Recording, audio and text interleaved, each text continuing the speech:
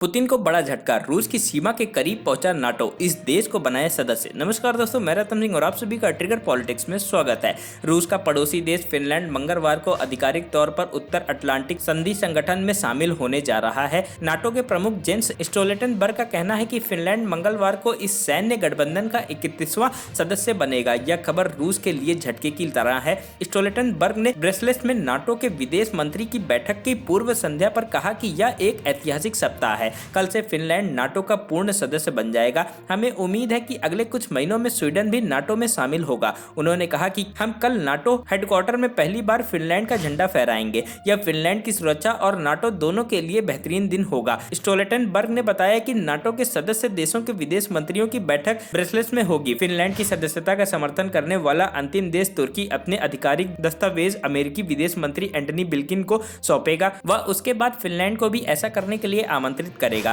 Stoltenberg ने कहा कि फिनलैंड का ध्वज शामिल करने के लिए ध्वजारोहण समारोह नाटो के मुख्यालय में मंगलवार अपराह में आयोजित किया जाएगा। बता दें कि यूक्रेन पर रूस के हमले के बाद फिनलैंड ने स्वीडन के साथ नाटो में शामिल होने का आवेदन दिया था। उस समय तुर्की ने फिनलैंड की सदस्यता पर वीटो कर दिया था, लेकिन बाद में तुर्की ने फिनलैंड की सदस्यता को मंजूरी दे दी थी, लेकिन स्वीडन के नाम पर वह पीछे हट गया था। दरअसल तुर्की का कहना है कि फिनलैंड और स्वीडन दोनों उसके देश में सक्रिय आतंकी समूहों को मदद देते हैं, लेकिन स्वीडन और फिनलैंड ने इससे इनकार किया। फिनलैंड की सीमा रूस से सटी हुई है। ऐसे में नाटो अब रूस के उत्तर में भी काबिज हो गया है। रूस को लगता है कि अगर उसका कोई पड़ोसी देश नाटो में शामिल हुआ तो नाटो देशों के सैनिक उसकी सीमा के आसपास आकर खड़े हो जाएंगे। दरअसल 1939 से 1945 के बीच दूसरा विश्व युद्ध हुआ है। इसके बाद सोवियत संघ ने पूर्व यूरोप के इलाकों से सेनाएं हटाने से इनकार कर दिया था। 1948 में बर्लिन को भी घेर लिया। इसके बाद अमेरिका ने सोवियत संघ की विस्तारवादी नीति को रोकने के लिए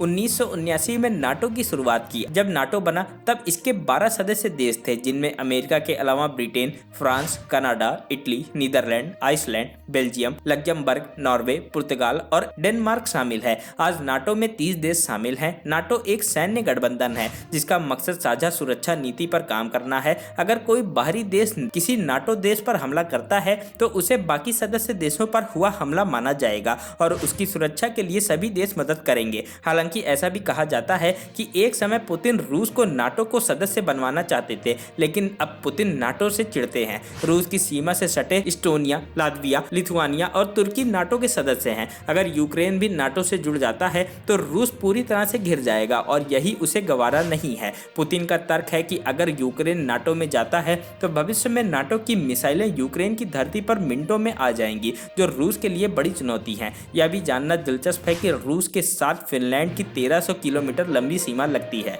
ब्यूरो रिपोर्ट, ट्रिगर पॉलिटिक्स।